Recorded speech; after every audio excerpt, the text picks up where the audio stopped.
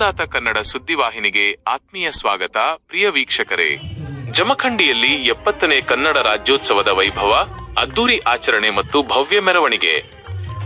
ಜಮಖಂಡಿಯಲ್ಲಿ 70ನೇ ಕನ್ನಡ ರಾಜ್ಯೋತ್ಸವ ಕಾರ್ಯಕ್ರಮವನ್ನು ತಾಲ್ಲೂಕು ಆಡಳಿತ, ತಾಲ್ಲೂಕು ಪಂಚಾಯತ, ನಗರಸಭೆ ಮತ್ತು ಕನ್ನಡ ಸಂಘ ಜಮಖಂಡಿ ಇವರುಗಳ ಸಹಯೋಗದಲ್ಲಿ ಅತ್ಯಂತ ವಿಜೃಂಭಣೆಯಿಂದ ಆಯೋಜಿಸಲಾಗಿತ್ತು.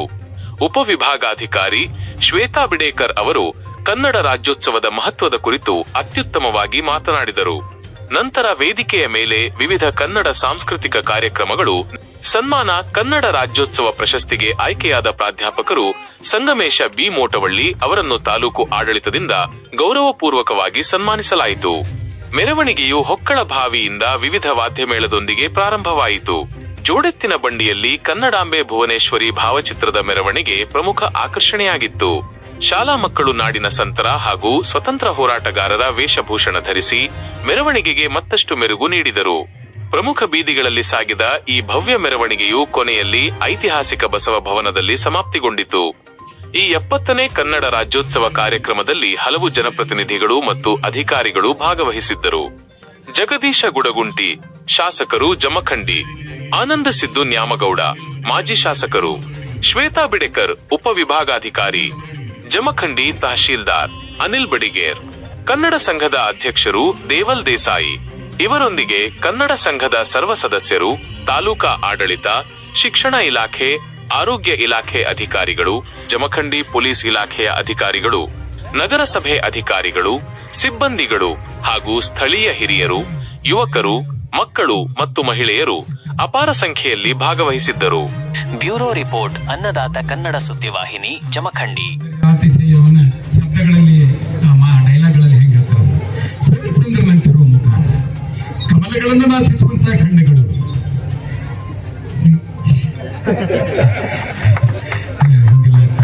ಇನ್ನೊಂದು ಬೇರೆ ಡೈಲಾಗ್ ಹೇಳ್ತೀನಿ, ಕೊನೆಯದು ಚಿತ್ರ ಹೆಸರು ನೆನಪಿಲ್ಲ. ಪ್ರಪಂಚದಲ್ಲಿ ಹಣ ಬಂದಕ್ಕೆ ಪ್ರಾಧಾನ್ಯತೆ ಇದ್ದರೆ ಗುಣಕ್ಕೆ, ಮನುಷ್ಯತ್ವಕ್ಕೆ ಬೆಲೆನೇ ಇರ್ತಾ ಇರಲಿಲ್ಲ. ಹಣನ ಯಾರು ಬೇಕಾದ್ರೂ ಸಂಪಾದನೆ ಮಾಡಬಹುದು, ಯಾವ ರೀತಿ ಬೇಕಾದ್ರೂ ಸಂಪಾದನೆ ಮಾಡಬಹುದು, ಯಾವ ರೂಪದಲ್ಲಿ ಬೇಕಾದ್ರೂ ಸಂಪಾದನೆ ಮಾಡಬಹುದು. ಆದ್ರೆ ಕಳೆದು ಹೋದ ಗೌರವನ ಮತ್ತೆ ಸಂಪಾದನೆ ಮಾಡೋದಕ್ಕಾಗೋದಿಲ್ಲ. ಕಳೆದು ಹೋದ ಗೌರವನ ಮತ್ತೆ ಸಂಪಾದನೆ ಮಾಡೋಕ್ಕಾಗೋದಿಲ್ಲ. ನಮಸ್ಕಾರ.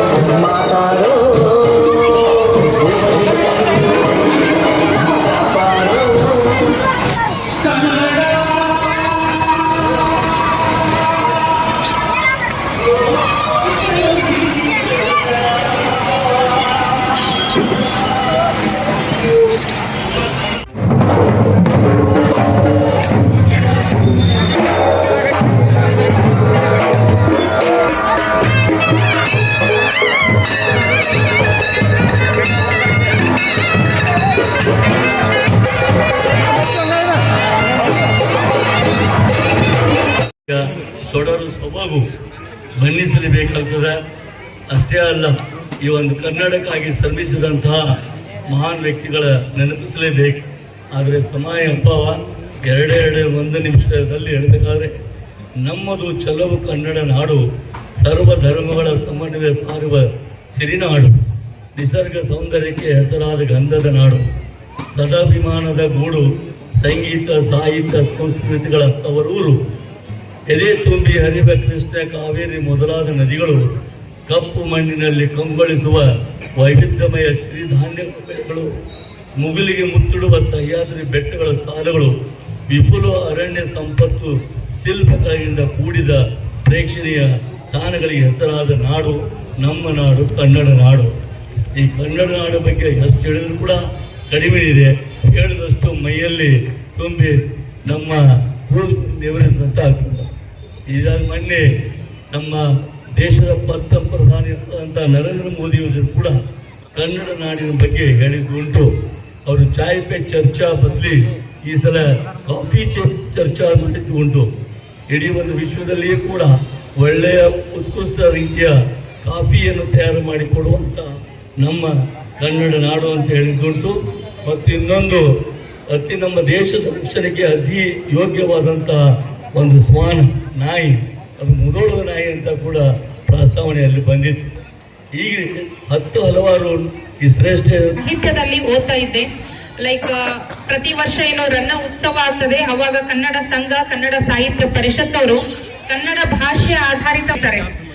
ಆ ಎಲ್ಲ ಲೇಖನಗಳನ್ನ ನಾನು ಪರಿಶೀಲನೆ ವಿಮರ್ಶೆ ಮಾಡಿದಾಗ ಕನ್ನಡ ಭಾಷೆಯ ಅಳಿವು ಉಳಿವಿನ ಬಗೆಗೆ ಅವರು ಸಾಕಷ್ಟು ಉಲ್ಲೇಖಗಳನ್ನ ಮಾಡಿರೋದನ್ನ ಕಂಡು ಬಂದಿದೆ. ಸುಮಾರು 2008ರಿಂದನೂ ಆ ಚರ್ಚೆಗಳು ಆಗ್ತಾ ಇದ್ದಾವೆ. ನಾವು ಕನ್ನಡ ಭಾಷೆಯನ್ನ ಯಾವ ರೀತಿ ಉಳಿಸ್ಕೊಂಡು ಹೋಗ್ತೀವಿ, ನಮ್ಮ ಜವಾಬ್ದಾರಿ ಏನು ಅನ್ನೋದ್ರ ಬಗ್ಗೆ ಬಹಳಷ್ಟು ಚರ್ಚೆಗಳು, ಬಹಳಷ್ಟು ವೇದಿಕೆಗಳಲ್ಲಿ, ಕನ್ನಡ ಸಾಹಿತ್ಯ ಪರಿಷತ್ತಿನ ಕನ್ನಡ ಸಂಘಗಳ ವೇದಿಕೆಗಳಲ್ಲಿ ಮಾಡ್ತಾ ಇರ್ತೇವೆ.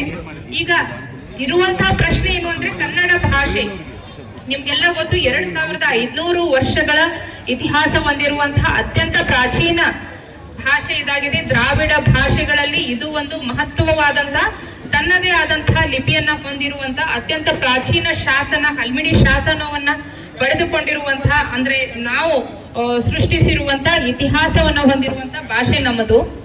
ಈ ಭಾಷೆ ತಮ್ಗೆಲ್ಲ ಗೊತ್ತು. ಭಾಷೆ ಅಂದ್ರೆ ಏನು ಅಂತಂದಾಗ ಸಂಪರ್ಕ ಸಾಧನ. ಇದೊಂದು this is just communication way. ಒಬ್ಬ ವ್ಯಕ್ತಿ ಇನ್ನೊಬ್ಬ ವ್ಯಕ್ತಿ ಜೊತೆಗೆ ಕಮ್ಯುನಿಕೇಟ್ ಮಾಡೋದಕ್ಕೆ ನಾವು ಬಳಸುವಂತಹ ಭಾಷೆ. ಆದ್ರೆ ನಮ್ಮ ಭಾಷೆಯನ್ನ, ನಮ್ಮ ಕನ್ನಡ ಭಾಷೆಯನ್ನ ನಾವು ಪರಿಶೀಲನೆ ಮಾಡಿದಾಗ ಅಥವಾ ಅದರ ಇತಿಹಾಸವನ್ನ ನೋಡಿದಾಗ ಅದು ಎಷ್ಟು ಶ್ರೀಮಂತವಾಗಿದೆ, ಸಾಹಿತ್ಯಿಕವಾಗಿ, ಸಾಂಸ್ಕೃತಿಕವಾಗಿ ಮತ್ತು ಆಡಳಿತಾತ್ಮಕವಾಗಿ ಎಷ್ಟೊಂದು ಶ್ರೀಮಂತವಾಗಿದೆ ಅನ್ನೋದನ್ನ ನಾವು ಕಂಡ್ಕೊಂತೀವಿ. ಈಗ ಭಾಷೆ ಅಂದ್ರೆ ಏನು ಅನ್ನುವಂತ ಪ್ರಶ್ನೆ ಬಂದಾಗ, ನಾನು ಕನ್ನಡ ಸಾಹಿತ್ಯವನ್ನು ಓದಿದ ವಿದ್ಯಾರ್ಥಿನಿ, ಹಾಗೆ ಇಂಗ್ಲಿಷ್ ಸಾಹಿತ್ಯವನ್ನು ಸಹ ಓದಿರುವಂತಹ ವಿದ್ಯಾರ್ಥಿನಿ. ನನ್ನ MA ಆಗಿರೋದು ಇಂಗ್ಲಿಷ್ ನಲ್ಲಿ, KS ಪರೀಕ್ಷೆಯನ್ನ ಬರೆದಿದ್ದು ಕನ್ನಡ ಸಾಹಿತ್ಯದಲ್ಲಿ. ಸೊ ಎರಡೂ ಭಾಷೆಗಳನ್ನ ಕಂಪೇರ್ ಮಾಡಿ ಅದರ ಹೋಲಿಕೆಗಳನ್ನ ಹೇಳುವಷ್ಟು ಒಂದು ಚಿಕ್ಕ ಜ್ಞಾನ ನನಗೆ ಇದೆ. ಭಾಷೆ ಅಂತಂದಾಗ ಈಗ ವಕ್ತೃವಿನ ಭಾವನೆಗಳನ್ನ ಶ್ರೋತೃವಿನ ಭಾವಕಲ್ಪಕ್ಕೆ ತಲುಪಿ, ಆ ವಕ್ತೃವಿನಲ್ಲಿ ಒಂದು ಅಲೆಯನ್ನ ಎಬ್ಬಿಸಿ, ಕಲ್ಪನೆಗಳ ಅಲೆಯನ್ನ ಎಬ್ಬಿಸಿ, ಆ ಏನು ಭಾವನೆಗಳಿದಾವಲ್ಲ ಎದುರಿಗಿರುವಂತಹ ಸಹೋದರಿಯರೇ ಹಾಗೂ ಶಾಲೆಯ ವಿದ್ಯಾರ್ಥಿನಿಯರೇ ಮತ್ತು ಎಲ್ಲ ಮಾಧ್ಯಮದ ಸ್ನೇಹಿತರಿಗೆ ಮೊದಲಿಗೆ ನಾನು 70ನೇ ಕನ್ನಡ ರಾಜ್ಯೋತ್ಸವದ ಶುಭಾಶಯಗಳನ್ನು ತಿಳಿಸಲಿಕ್ಕೆ ಬಯಸ್ತೇನೆ. ಇವತ್ತು ಇಡೀ ದೇಶದಲ್ಲಿ ಬಹಳಷ್ಟು ಕೊಡುಗೆಯನ್ನು ಕೊಟ್ಟಿರ್ತಕ್ಕಂಥ ಒಂದು ರಾಜ್ಯ ಯಾವುದಾದ್ರೂ ಆಗಿದ್ರೆ ಅದು ನಮ್ಮ ಹೆಮ್ಮೆಯ ಕರ್ನಾಟಕ ರಾಜ್ಯ ಅಂತ ನಾನು ಈ ಸಂದರ್ಭದಲ್ಲಿ ಹೇಳಲಿಕ್ಕೆ ಬಯಸ್ತೇನೆ. ಇವತ್ತು ಸಿಲ್ಕ್ ಪ್ರೊಡಕ್ಷನ್ ನಲ್ಲಿ ಭಾರತ ದೇಶದಲ್ಲಿ ನಂಬರ್ 1 ಸ್ಥಾನದಲ್ಲಿರುವಂತ ರಾಜ್ಯ ಕರ್ನಾಟಕ ರಾಜ್ಯ. ಸಿಲ್ಕ್ ನಂತರ ನಾವು ನಮ್ಮ ಕರ್ನಾಟಕ ರಾಜ್ಯವನ್ನ ಯಾವ್ದಕ್ಕೆ ಗುರುತಿಸ್ತೀವಪ್ಪ ಅಂತಂದ್ರೆ ಸ್ಯಾಂಡಲ್ವುಡ್ಗೆ ಗುರುತಿಸ್ತೀವಿ. ಸ್ಯಾಂಡಲ್ವುಡ್ ಅನ್ನ ನಾವು ತಯಾರು ಮಾಡ್ತಕ್ಕಂಥ ರಾಜ್ಯ ಯಾವ್ದಾದ್ರು ಆಗಿದ್ರೆ ಅದು ಕರ್ನಾಟಕ ರಾಜ್ಯ ಅಂತ ನಾನು ಹೇಳಲಿಕ್ಕೆ ಬಯಸ್ತೀನಿ. ತದನಂತರ ಮಿಲ್ಕ್ ಪ್ರೊಡಕ್ಷನ್, ಸಿಲ್ಕ್ ಆದ್ಮೇಲೆ ಬರುವಂತದ್ದು ಮಿಲ್ಕ್ ಪ್ರೊಡಕ್ಷನ್. ಕರ್ನಾಟಕ ಇವತ್ತು ದೇಶದಲ್ಲಿ 2ನೇ ಸ್ಥಾನದಲ್ಲಿರುವಂತದ್ದು ಮಿಲ್ಕ್ ಪ್ರೊಡಕ್ಷನ್ ಅಲ್ಲಿ ಅಂತಕ್ಕಂಥ ಮಾತನ್ನು ಹೇಳಲಿಕ್ಕೆ ಬಯಸ್ತೇನೆ. ಇವತ್ತು ಸಕ್ಕರೆ ಉತ್ಪಾದನೆ ಇಡೀ ದೇಶದಲ್ಲಿ 1ನೇ ಸ್ಥಾನದಲ್ಲಿ ಉತ್ತರ ಪ್ರದೇಶ ಇದ್ರೆ, 2ನೇ ಸ್ಥಾನದಲ್ಲಿ ಮಹಾರಾಷ್ಟ್ರ, 3ನೇ ಸ್ಥಾನದಲ್ಲಿರುವುದು ಕರ್ನಾಟಕ ರಾಜ್ಯ ಅಂತಕ್ಕಂಥ ಮಾತನ್ನ ಬಹಳಷ್ಟು ಹೆಮ್ಮೆಯಿಂದ ಹೇಳಲಿಕ್ಕೆ ಬಯಸ್ತೀನಿ. ನಮ್ಮ ಶ್ವೇತಾ ಬೇಡಿಕರ್ ಅವರು ಮಾತಾಡುವಾಗ ಹೇಳಿದ್ರು, ಇಡೀ ದೇಶದಲ್ಲಿ ಅತಿ ಹೆಚ್ಚು ಜ್ಞಾನಪೀಠ ಪ್ರಶಸ್ತಿಯನ್ನು ಪಡ್ಕೊಂಡಿರ್ತಕ್ಕಂಥ ಯಾವ್ದಾದ್ರು ಭಾಷೆಯ ಪ್ರತಿನಿಧಿಸ್ತಕ್ಕಂಥವ್ರಿದ್ರೆ ಅದು ನಮ್ಮ ಕನ್ನಡ ಸಾಹಿತಿಗಳು ಅಂತ ಹೇಳಿ ಅವರು ಬಹಳ ಸುಂದರವಾಗಿ ಹೇಳಿದ್ರು. ಇವತ್ತು ನಾವು 7ನೇ ಸ್ಥಾನದಲ್ಲಿದ್ದೀವಿ, 8 ಜ್ಞಾನಪೀಠ ಪ್ರಶಸ್ತಿಯನ್ನ ಪಡ್ಕೊಂಡಿರ್ತಕ್ಕಂಥವ್ರು. ಈ ರೀತಿ ಕರ್ನಾಟಕ ರಾಜ್ಯ ಇವತ್ತು ಸ್ಪೈಸಸ್, ನಾವೇನು ಸ್ಪೈಸಸ್ ಉತ್ಪಾದನೆ ಮಾಡ್ತೀವಿ ಅದು ಕೂಡ ಇಡೀ ದೇಶದಲ್ಲಿ ಅತಿ ಹೆಚ್ಚು ಸ್ಪೈಸಸ್ ಉತ್ಪಾದನೆ ಮಾಡ್ತಕ್ಕಂಥ ರಾಜ್ಯ ಕರ್ನಾಟಕ ರಾಜ್ಯ ಅಂತ ಬರೀತಾರೆ. ಬರ್ಬೇಕಾದದ್ದು ಬಂದೇ ಬರ್ತೈತಿ, ಸ್ವಲ್ಪ ಲೇಟ್ ಆಕೈತಿ. ವರ ಲಘು ಸಿಗ್ಲಿಲ್ಲ ಅಂದ್ರೆ ಬಿಡ್ಲಿ, ಮಾಡಿದ ಪೂಜಾ ಸುಳ್ಳಾಗುದಿಲ್ಲ. ಡಿ ವಿ ಗುಂಡಪ್ಪನವರು ಬರೀತಾರೆ, ಗರಡಿ ಸಾಮಿಂದೆ ನೀಂ ಎದುರಾಳಿಯಂ ಗೆಲದೊಡೆಯಂ ಬರದಿ ಹುದು ನಿನಗೆ ಅನಿಕ ಕಾಯಾಂಗ ಪಟ್ಟುತ್ತೆ ವರ ಸದ್ಯಕ್ಕೆಲ್ಲದೊಡೆ ಬರಿದಾಗುವುದೇ ಪೂಜೆ ಪರಿಶುದ್ಧ ಮನವೇ ವರ ಮಂಕುತಿಮ್ಮ. ಮನಸ್ಸು ಚಲೋ ಇರಬೇಕು. ನಾವು ಮತ್ತೊಬ್ಬರನ್ನ ಸನ್ಮಾನ ಮಾಡುವುದರೊಳಗೆ ಖುಷಿ ಪಡುವಂತ ಸ್ವಭಾವ ನಾವು ರೂಢಿಸಿಕೊಂಡಿವಂತಂದ್ರೆ ಎತ್ತರಕ್ಕೆ ಬೆಳಿತೀವಿ. ಹಬ್ಬಿಸಬಾರದು.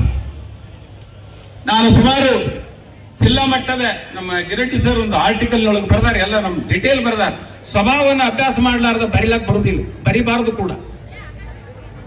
ಅವರ ಸ್ವಭಾವವನ್ನು ಅಭ್ಯಾಸ ಮಾಡಿದ ನಾನು 35 ಜನ ಇಲ್ಲಿ ಟಾಪ್ ಮೋಸ್ಟ್ ಆಗಿರ್ತಕ್ಕಂಥವ್ರು 35 ಜನರ ಒಂದು ಅವರ ಸಾಧನೆಯನ್ನು ಕುರಿತು ಒಂದು ಪುಸ್ತಕ ಬರೆದು ಬಿಡುಗಡೆ ಮಾಡಿದ ನಮ್ಮ 3 ತಾಸು ಬಿಟ್ಟು ಬಿಡದೆ ನಮ್ಮ ಶಾಸಕರು ಉಪಸ್ಥಿತರಿದ್ದರು, ಗುಡುಗುಂಟಿ ಸಾಹೇಬರು. ಯಾಕೆ ಸನ್ಮಾನ ಮಾಡಬೇಕು ಅಂತಂದ್ರೆ ಬೆಳೆಸುವುದು, ಮತ್ತೊಬ್ಬರನ್ನು ಬೆಳೆಸಬೇಕು ಅಂತಂದ್ರೆ ಸನ್ಮಾನಿಸಿ ಗೌರವಿಸ್ಬೇಕು ಅವರನ್ನು. ಹೊಟ್ಟೆ ಕಿಚ್ಚು ಸಾಲದು, ಹೊಟ್ಟೆ ಕಿಚ್ಚು ಅದಕ್ಕೆ ಉಪಯೋಗ ಇಲ್ಲ.